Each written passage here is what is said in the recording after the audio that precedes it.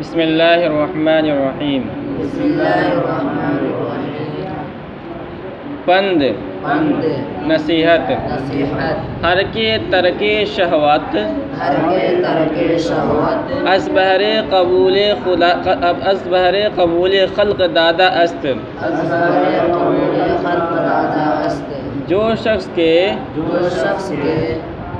خواہش نفسانی کو خواہش نفسانی کو مخلوق میں قبولیت حاصل کرنے کے لیے چھوڑتا ہے، قبولیت حاصل کرنے کے لیے چھوڑتا ہے، الشہوت حلال، الشہوت حلال، وہ حلال شہوت سے، حلال شہوت سے، در شہوت حرام، در شہوت حرام، حرام شہوت میں حرام شہوت میں افتادہ است، افتادہ است، پڑ جاتا ہے۔ پڑ جاتا ہے۔ بزرگ لوگ بنتے ہیں نا، جو لوگ بزرگ بنتے ہیں وہ دو قسم کے ہوتے ہیں۔ کیا ہوتے ہیں؟ ایک تو اصلی ہوتے ہیں اور ایک کیا ہوتے ہیں؟ نقلی ہوتے ہیں۔ سمجھ رہی ہے؟ تو اگر کوئی آدمی بزرگ بننا ہے، اللہ والا بننا ہے، یعنی وہ اس نے نیت کیا کہ اب میں کیا کروں گا؟ اللہ کی عبادت کروں گا، اب سادگی بھری زندگی گزاروں گا، تو اس میں اس کی نیت یہ ہونی چاہیے، کیا ہونی چاہیے کہ کیوں؟ تاکہ میرا اللہ مجھ سے راضی ہو جائے۔ یہ نیت نہیں ہونی چاہیے کہ میں جب اللہ والا بن جاؤں گا، بزرگ بن جاؤں گا، تو لوگ میرے پاس ہدیہ لے کے آئیں گے، تحائف لے کے آئیں گے، میں لوگوں کے درمیان مقبول ہو جاؤں گا، لوگ میرے بیان کو سنیں گے، میرے پاس ایک بڑا مجمع ہوگا۔ اس نیت سے اگر آدمی درویش بننا چاہتا ہے تو کہتے ہیں کہ وہ آدمی حلال شہوت سے حرام شہوت میں پڑ رہا ہے۔ اس نے جائز بزرگ درویش کس کا نام ہے؟ درویش کس کا نام ہے کہ آدمی مباح چیزوں کو چھوڑ دے۔ کس کو چھوڑ دے؟ مباح چیزیں چھوڑیں۔ مباح جانتے ہو؟ حلال و حرام کے درمیان کچھ چیزیں، یعنی ایک جو چیز شرعاً جس کا کرنا کیا ہو؟ جائز ہو۔ مباح کس کو کہتے ہیں؟ شرعاً جس کا کرنا جائز ہو لیکن نہ کرنا بہتر ہو۔ مثال فرمایا کہ دیکھو، کوئی یہ ہوتا ہے، پہلے زمانے کے اندر یہ ہوتا تھا کہ بادشاہ اپنا ایک خاص چراگاہ بناتا تھا۔ کیا بناتا تھا؟ چراگاہ بناتا تھا۔ اس چراگاہ کے اندر بادشاہ کے ہی مویشی چر سکتے تھے۔ کیا کر سکتے تھے؟ ایک خاص جگہ ہوتی تھی، بنا دی جاتی تھی کہ یہ بادشاہ کے لیے۔ اگر کوئی دوسرا اس میں اپنے کسی دوسرے کی مویشی چلی گئی، اس کے اندر جانور چرنے کے لیے چلا گیا، تو اس کا سر قلم کر دیا جائے گا۔ تو اب اس سے بچنے کا کیا طریقہ ہے کہ اپنے جانور کو اس کے قریب بھی نہ لے جایا جائے، وہاں پہ چراگاہ ہے تو یہیں روک لیا جائے۔ سمجھ رہی ہے؟ اور اگر تم اپنے جانوروں کو چھوڑ دو گے تو بہت دور ہے، وہاں تک کہاں پہنچے گا؟ جانور آہستہ آہستہ جا کر اس کے اندر چلا جائے گا۔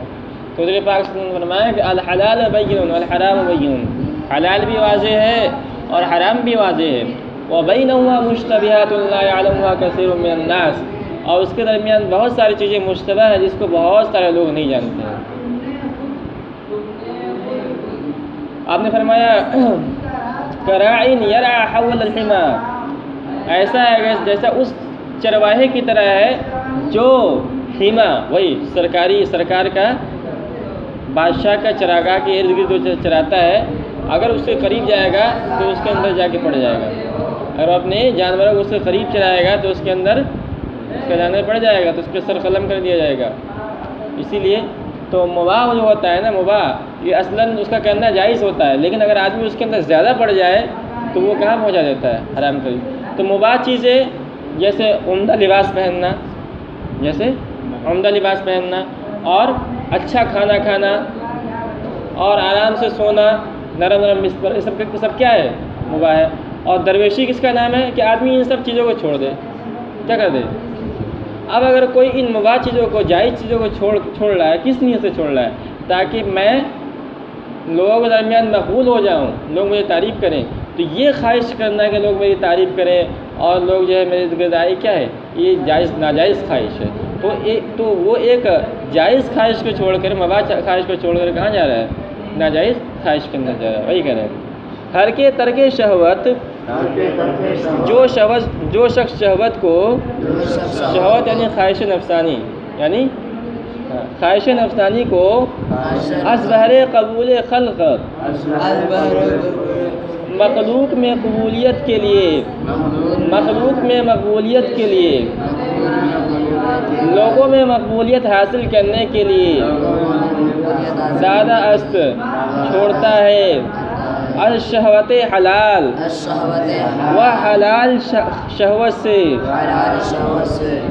وہ حلال خواہش سے، در شہوت حرام، حرام خواہش میں افتادہ است پڑ جاتا ہے. کہ عابد کے نہ از بہر خدا گوشہ نشیند، وہ عابد جو خدا کے لیے، خدا کی رضا کے لیے گوشہ نشینی اختیار نہ کرے، بیچارہ در آئینہ تاریک چہ بیند، وہ بیچارہ زنگ آلود آئینے میں کیا دیکھے گا؟ اگر کوئی آئینہ ہے اور آئینہ کیا ہے؟ بالکل صاف شفاف ہے، تو اس کے اندر کچھ دیکھ سکتا ہے، وہ اپنے چہرے کو اس سے فائدہ اٹھا سکتا ہے. اور اگر آئینہ پہلے ہی سے کالا ہے، تاریک ہے، اس کے اندر کیا دیکھے گا؟ اسی طرح جو اس خواہش کو لے کے عابد بننا چاہے گا، درویشی کی زندگی اختیار کرنا چاہے گا، تو اس کو اللہ تعالیٰ کی معرفت حاصل نہیں ہو سکتی. اس کا دل تاریک ہے، کیا اس کو ملے گا؟ حکمت اندک اندک خیل شود، اندک اندک خیل شود، تھوڑا تھوڑا زیادہ ہو جاتا ہے. وہ قطرہ قطرہ سیل گردد، اور قطرہ قطرہ سیلاب ہو جاتا ہے. دیکھو بارش برستی ہے نا بادل سے، کیسے برستی ہے؟ قطرے قطرے کی شکل میں برستی ہے، لیکن جب وہی 1 گھنٹہ برس جائے تو کیا ہو جاتا ہے؟ سیلاب آ جاتا ہے. اب اس کی تفسیر کر رہے ہیں شیخ سعدی رحمۃ اللہ علیہ. یعنی آکے، یعنی جو شخص قوت نہ دارد، طاقت نہیں رکھتا، سنگ خوردہ نگاہ می دارد، سنگ خوردہ ان چھوٹے چھوٹے پتھر، جس کو کیا بولتے ہیں؟ سنگریزہ بولتے ہیں. کیا بولتے ہیں؟ جو چھوٹے چھوٹے پتھر ہوتے ہیں اس کو کیا کہا جاتا ہے؟ سنگریزہ. کیا کہتے ہیں اس کو اردو میں؟ سنگریزہ. وہ جس سے جب حج کرنے کے لیے آدمی جاتے ہیں نا، حج کرنے کے لیے جاتا ہے تو رمی جمار ہوتا ہے، اسی چھوٹے چھوٹے پتھر سے سنگریزے سے کیا جاتا ہے. تو فارسی کی پہلی میں پڑھے نا، قصہ پڑھے ہو فارسی کی دوسری میں، گلستان ہی سے جو ہے منتخب ہے کہ ایک فقیر کو کسی پولیس نے کیا کیا تھا؟ مارا تھا ایک پتھر. اس نے کیا کیا تھا؟ اس پتھر کی حفاظت سے رکھ لیا، اور بعد میں وہی آفیسر بن گیا. بعد میں کیا ہوا؟ وہ جو جس نے مارا تھا وہ کسی جرم میں بادشاہ نے اس کو جیل میں ڈال دیا اور یہ آفیسر بن گیا. تو پتھر لے جا کے اس نے کیا کیا؟ اس کو مارا اسی پتھر سے لے دیکھا. تو اس نے پوچھا کہ یہ پتھر تم نے کیوں جمع کر رکھا تھا؟ کہا جس وقت تم نے مجھے مارا تھا، مجھے طاقت نہیں تھی کہ میں کیا کر سکوں، تم سے بدلہ لے سکوں، اس لیے میں نے اس کو حفاظت سے رکھا تھا. اب جب کہ مجھے طاقت اور قوت حاصل ہو گئی ہے تو میں اپنا انتقام اس سے ہی لوں گا. وہی کہہ رہے ہیں یعنی آکے قوت نہ دارد، یعنی جو شخص طاقت نہیں رکھتا، سنگ خوردہ نگاہ می دارد، وہ سنگریزے کو حفاظت سے رکھتا ہے. تا وقت فرصت دماغ خصم بر آرد، تاکہ فرصت کے وقت میں دماغ ہلاک کر کے دماغ باہر لے آئے. ایسا پتھر مارے کہ وہ کیا ہو جائے؟ مر جائے اور اس کا دماغ باہر نکل جائے. اس کے بعد ایک عربی شعر ہے، ایک اردو شعر ہے. ایک عربی شعر ہے، ایک فارسی شعر ہے. دونوں کا مطلب بالکل قریب قریب ہے. کہہ رہے ہیں قطر علی قطر اذا اتفقت نہر، قطرہ قطرہ، قطرہ قطرہ، قطرہ پہ جب قطرہ اکٹھا ہو جاتا ہے قطرہ پہ جب اکٹھا قطرہ ہوتا ہے تو نہر بن جاتا ہے۔ نہر بن جاتا ہے۔ وَنَهْرٌ إِلَى نَهْرٍ إِذَا اجْتَمَعَتْ بَحْرٌ، ونہر إلى نہر إذا اجتمعت، اور نہر سے جب نہر مل جاتی ہے نہر سے جب نہر مل جاتی تو ہے دریا بن جاتا ہے۔ تو دریا بن جاتا ہے۔ نہر کیسے بنتا ہے؟ یہ تھوڑا تھوڑا پانی اس مل کے نہر بنتا ہے، تھوڑا تھوڑا پانی مل کے بنتا ہے، اور پھر جب چند نہر مل جائے تو کیا بن جاتا ہے؟ دریا بنتا ہے، اور پھر جب چند دریا مل جائے تو وہی سمندر میں جا کے مل جاتے ہیں۔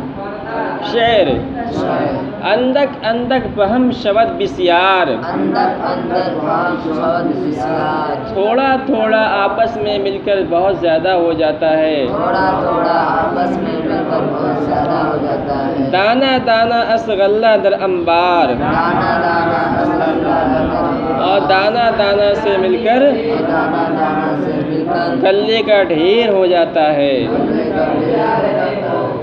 چلو بسم اللہ الرحمن الرحیم۔